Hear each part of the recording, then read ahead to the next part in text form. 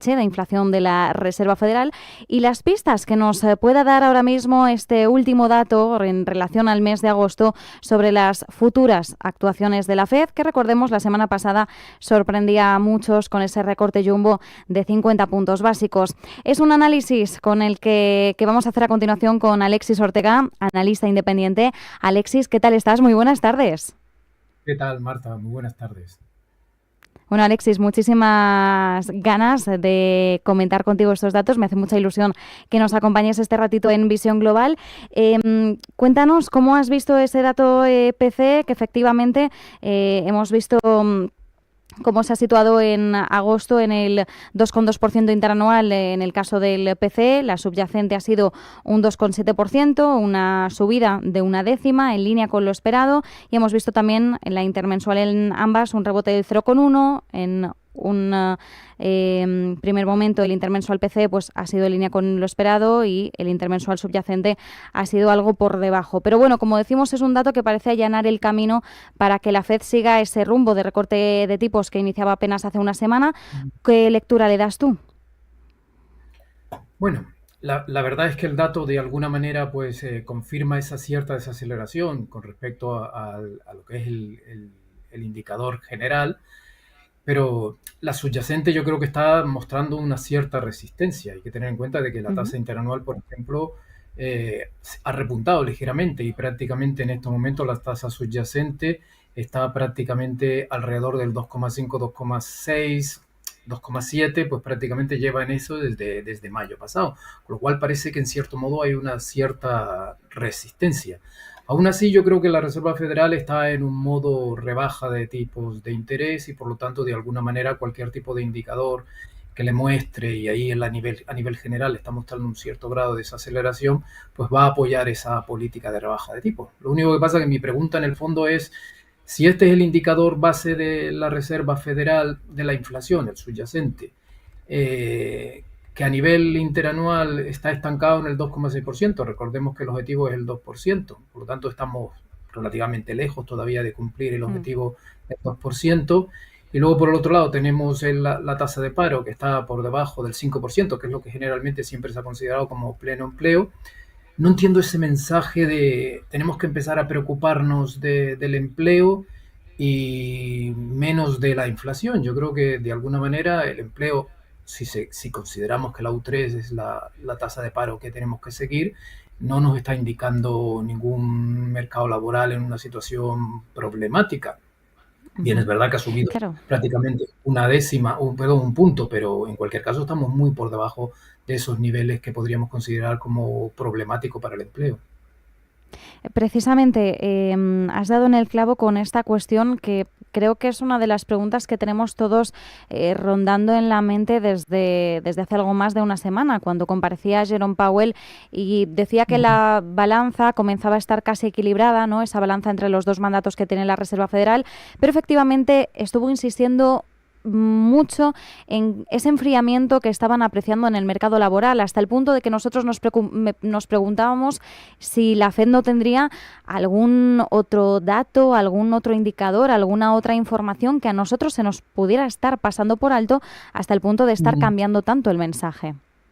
Sí, la verdad es que esa es mi gran pregunta. No sé exactamente qué es lo que puede estar viendo la Reserva Federal. Podría ser, si nos Mm. basamos en los datos de ahora, que esté previendo un fuerte deterioro de la actividad económica, lo cual de alguna manera nos podría decir que no es tan saludable esta rebaja de tipo de interés.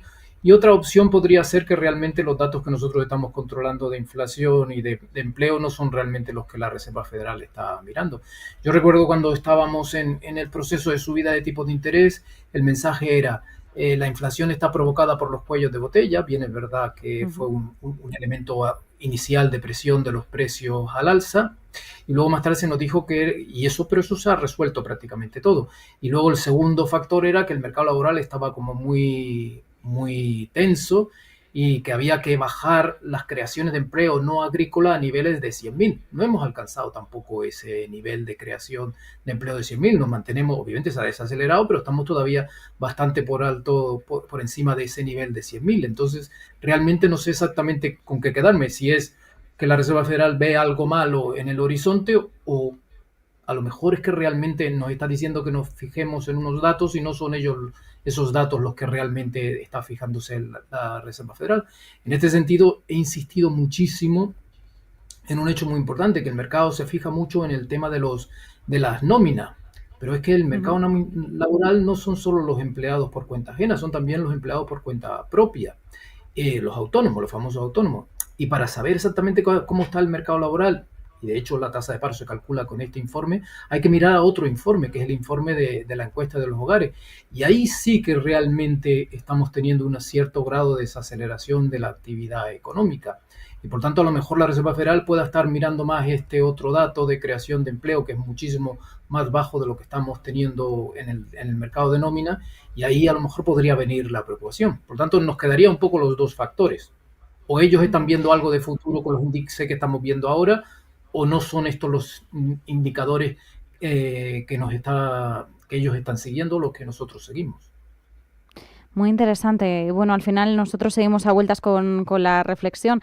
Yo espero, por saciar también la curiosidad propia de periodistas, analistas y de cualquiera que tenga interés en esto, que en algún punto lleguemos a la respuesta concreta. Alexis, en medio de este panorama también estamos viendo algunas, apuestas, encuestas que se están haciendo en estos momentos entre analistas sobre cuál podría ser el recorrido de la inflación de cara a 2025, y nos ha llamado mucho la atención un titular porque, al parecer, según una de las últimas encuestas de Bloomberg, la gran parte de los analistas encuestados ven que la inflación de Estados Unidos llegaría a ese objetivo del 2% en el primer trimestre de 2025. Entiendo que también es una de las perspectivas en medio de este movimiento que estamos viendo ahora por parte de la FED y los futuros movimientos que haga de aquí a que terminemos el año. ¿Hasta qué punto ves posible que efectivamente lleguemos a ese 2% en el primer trimestre? Bueno, yo creo que puede ser una de las opciones. Desde luego, obviamente, en este año no se va a alcanzar, nos queda muy poco, y ahora mismo la inflación acumulada prácticamente en todo este año de la subyacente en estos momentos está alrededor del 1,9%, con lo cual, a poco que suba la inflación en los próximos meses, nos quedan 4 meses, vamos a estar por encima de ese 2%. Insisto, si realmente es esa la situación, y la tasa de paro está bien por debajo del 5%, no entiendo que ahora mismo estemos sacrificando la lucha contra la inflación teniendo en cuenta que estamos bien en el mercado laboral. Yo creo que realmente, con independencia de que la Reserva Federal que esté mirando los datos, yo creo que está mirando quizás a lo mejor otro dato más, aparte de lo que nos está diciendo, que es obviamente los gastos financieros del gobierno americano. Hay que tener en cuenta que la economía americana va muy bien, está creciendo a unos niveles muy importantes, del 3% prácticamente que nos ha salido en el segundo trimestre, pero también es verdad que teniendo pleno empleo, teniendo un crecimiento del 3%, hay un déficit público que este año va a acabar en el 7%. Nos quedan prácticamente 3 días para acabar el año fiscal y prácticamente hemos crecido, la deuda ha crecido en 2 billones y prácticamente vamos a tener algo bastante parecido de déficit público. Incluso hasta el déficit público de agosto, que el año pasado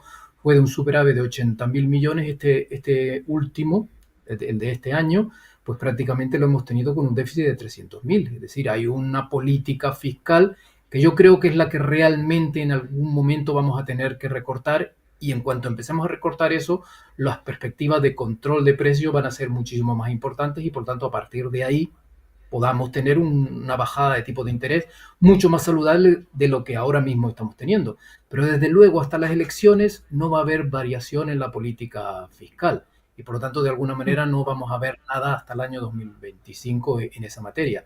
Si eso se produjera, unido a una inflación que se controla de una manera relativamente cómoda a esa tasa del 2%, pues posiblemente ahí se podría tener una bajada de tipo de interés que yo creo que ahora mismo, si usted lo mira a nivel general, es la dinámica de los bancos centrales. Los bancos centrales están en modo bajar tipos de interés y van a bajar mucho los tipos de interés. Ahí tenemos el de China, por ejemplo. Por lo tanto, yo creo que con independencia de lo que salga, casi yo creo que están más en la disyuntiva de bajar los tipos de interés, puesto que ven una desaceleración económica y está el tema del precio del petróleo, por ejemplo, que a pesar de la situación que tenemos en Oriente Medio, no se despega de la parte baja del rango de 70-80, y ahí es donde yo creo que vamos a encontrarnos a lo largo del año que viene. Alexis, nos queda un minutito, pero sí que quería aprovechar para preguntarte por el GDP Now de la Fed de Atlanta, que hemos visto que está pronosticando un crecimiento en el PIB del tercer trimestre del 3,1%. Recordemos que ahora ya en la última lectura del segundo trimestre vimos un 3% en tasa interanual. Sí, la verdad es que ha sido una sorpresa porque la previsión anterior era el 2,8%. Yo creo que está en cierto modo ligado a una reevaluación del sector exterior. Las exportaciones estiman, según el modelo, un crecimiento muy importante, incluso hasta una reducción de las importaciones. De hecho, la contribución negativa del sector exterior pasa de menos 26 a menos 3, con lo cual de ahí yo creo que es donde está concentrado. Fíjese que, por ejemplo, el tema de lo que es el consumo privado, ese se deteriora un poco más. Está concentrado en inversión residencial y sobre todo en el tema del sector exterior. Eso que de alguna manera parece que el GDP Now parece que está interpretando que va a haber una mejora en el tema, en el sector exterior americano. De ahí esa subida tan fuerte del 2,8 al 3,1 que hemos tenido en apenas un día. Pues nos vamos a quedar muy pendientes de todas estas referencias, como decimos, pues por calibrar también el estado de salud de la economía estadounidense, intentar entender también los mensajes de la Reserva Federal, las últimas actuaciones en clave de política monetaria. Y vamos a ver si vamos obteniendo poco a poco también las respuestas que estamos ansiando. Alexis Ortega, analista independiente, como siempre, muchísimas gracias, un placer.